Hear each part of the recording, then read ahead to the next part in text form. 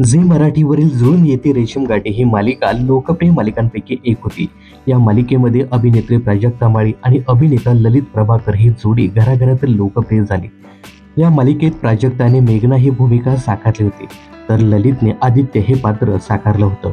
मेघना आणि आदित्यच्या केमिस्ट्रीला प्रेक्षकाने अक्षरशः वेड लावलं होतं.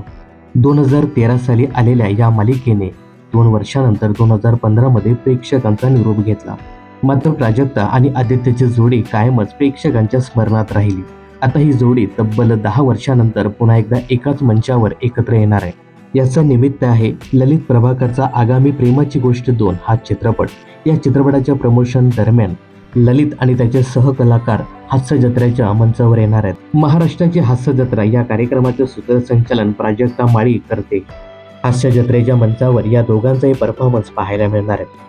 ही जोडी पुन्हा एकदा एकत्र आल्यानंतर त्यांच्या चाहत्यांना आनंद झाला आहे.